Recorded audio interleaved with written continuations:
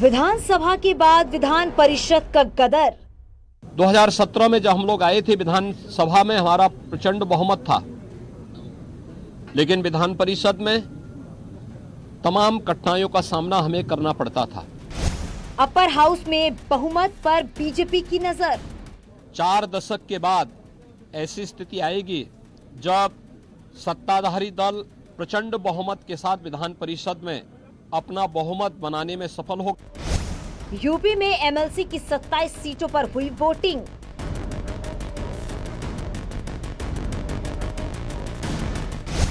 चुनाव की निष्पक्षता पर विपक्ष का वार।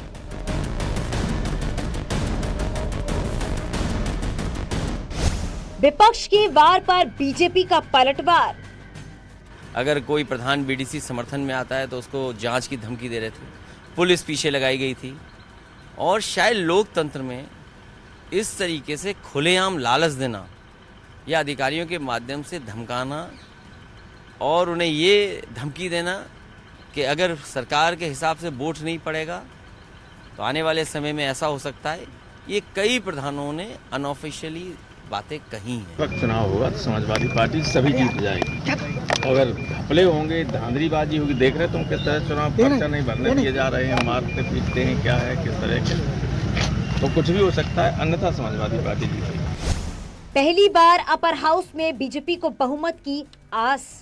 लीजिए कहाँ दुरुपयोग, ईमानदारी से लान लगौली और अपन वोटवा देली कहाँ दुरुपयोग बा, के पूरा देख ला, कैमरा हर जगह लगल बा, सबके हाथवा में मोबाइल बा, दुरुपयोग कर ही नहीं सकता। प्रधान और बीडीसी को कह रहे हैं कि थानों बीडीसी भी हर जगह पे भाई कैसे प्रधान बीडीसी, जहाँ पे प्रधान के मन करी कि हमारे गांव में जो काम करी तो प्रधान उन्हीं के वोटवा दी है ना। और ऐसे ही आरोप, इनका कार्य यही है, आरोप लगाना विपक्ष का, वो लगाते रहेंगे।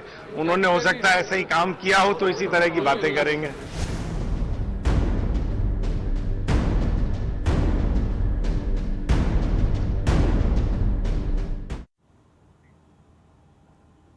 नमस्कार, मैं हूं आपके साथ चांदनी धवन और बात करेंगे एमएलसी चुनाव में सांसद, विधायक और दूसरे जनप्रतिनिधि वोट करने पहुंचे और अपने दलों के उम्मीदवारों को मतदान किया है। अब आपको 8 तस्वीरें हम दिखाते हैं। शाहजहांपुर में कैबिनेट मंत्री सुरेश खन्ना, आगरा में कैबिनेट मंत्री बेबी रानी मौर्य, बरेली में सांसद संतोष गंगवार, देवरिया में शर्ममणि त्रिपाठी, गोंडा में सांसद ब्रिजभूषण शरण सिंह, इटावा में शिवपाल यादव, लखनऊ में बीजेपी विधायक राजेश्वर सिंह और वाराणसी में विधायक नीलकंठ तिवारी ने मतदान किया।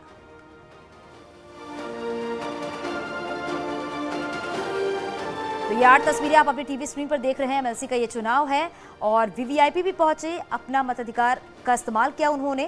कैबिनेट मंत्री शाहजहांपुर की बात अगर करें तो यहां पर भी वोट डाला गया। सुरेश खन्ना ने अपने मताधिकार का इस्तेमाल किया। बेबी रानी मौर्य आगरा में, और उन्होंने भी अपना वोट डाला, वोट कास्ट किया। और देवरिया में शर्ममणि त्रिपाठी ने भी अपना वोट कास्ट किया।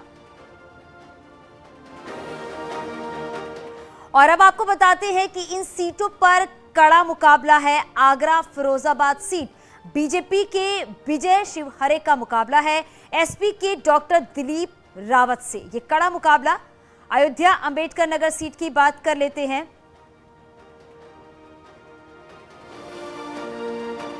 अयोध्या अंबेडकर नगर की बात करें तो बीजेपी से हरिओम, और इटावा फर्रुखाबाद की बात करते हैं प्रांशु दत्त और हरीश यादव जो हैं वो एसपी से हैं, तो कांटे की टक्कर यहां पर नजर आ रही है। इसके बाद अगर बात करें प्रतापगढ़ की तो यहां पर हरि प्रताप सिंह है और जनसत्ता दल से अक्षय प्रताप सिंह है। एमएलसी चुनाव के जो नतीजे हैं वो 12 अप्रैल को आएंगे। वाराणसी की बात कर लेते हैं, बीजेपी से सुदामा पटेल है और एसपी से उमेश यादव हैं। तो कहां पर किससे टक्कर है ये हम आपको बता रहे हैं। सुल्तानपुर और अमेठी की बात कर लेते हैं। सुल्तानपुर में बीजेपी से शैलेंद्र सिंह है और शिल्पा प्रजापति एसपी से हैं। अमेठी की ये बात हो रही है यहाँ पर।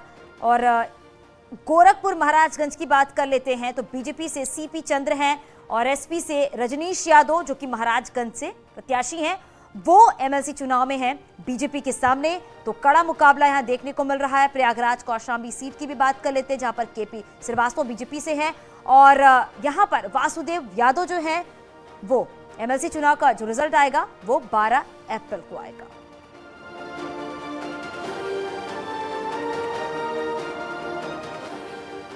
तो विधान परिषद की वर्तमान में 37 सीटें खाली हैं, जिनमें से 36 पर चुनाव हुआ है। विधान परिषद में मौजूदा स्थिति क्या है ये भी आपको समझाते हैं, क्योंकि ये समझना बहुत जरूरी है। सदन में समाजवादी पार्टी के 17 सदस्य हैं, बीजेपी के 35, बीएसपी के 4, कांग्रेस के 1 और अन्य सदस्यों की संख्या जो है वो 11 है। ये ग्राफिक्स के जरिए आपको समझा रहे हैं और इसके बाद आपको बताते हैं कि जो स्थिति है वो क्या है। यहाँ पर दलीय स्थिति बताया तो बीजेपी के पास 35 है, एसपी के पास 17 है। अब देखिए चुनाव के बाद बीजेपी की स्थिति क्या है। मौजूदा सदस्य जो है वो 35 है, निर्विरोध जो है वो 9 चुने गए हैं बीजेपी के, बहुमत के लिए 7 और चाहिए, यानी बहुमत के लिए टोटल जो है वो 51 है।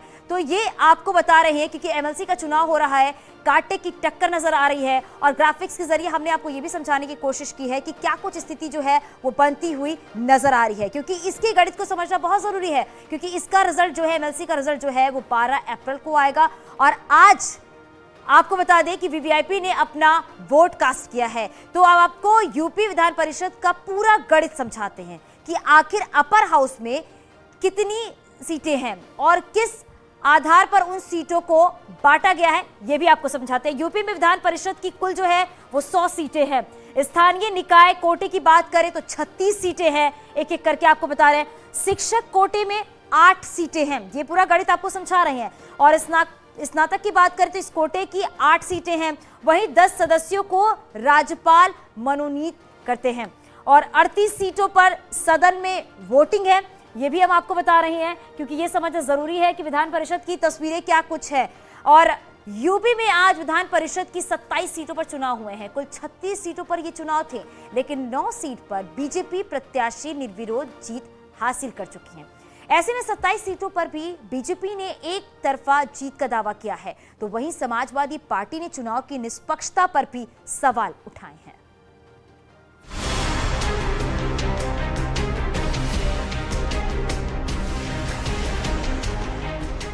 यूपी विधान परिषद की 27 सीटों पर आज मतदान हुआ। तमाम जनप्रतिनिधि अपना वोट डालने अपने अपने सेंटर पहुंचे।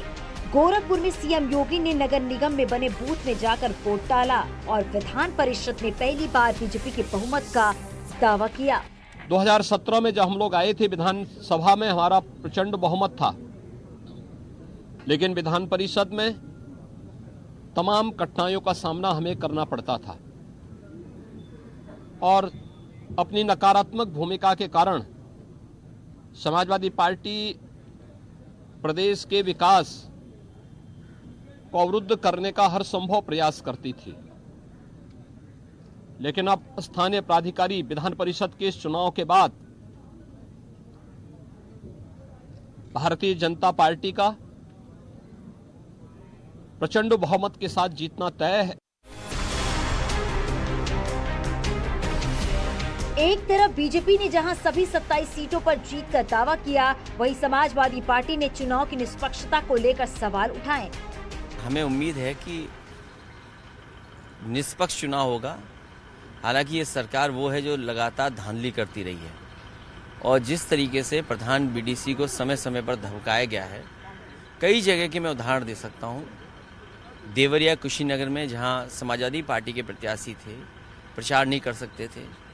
अगर कोई प्रधान बीडीसी समर्थन में आता है तो उसको जांच की धमकी दे रहे थे। धमकी देना कि अगर सरकार के हिसाब से वोट नहीं पड़ेगा तो आने वाले समय में ऐसा हो सकता है। ये कई प्रधानों ने अनऑफिशियली बातें कही हैं और बता के गए हैं। हमें उम्मीद है ये चुनाव निष्पक्ष कराएगी सरकार और निष्पक्ष चुनाव होने से परिणाम दूसरे होंगे। विधानसभा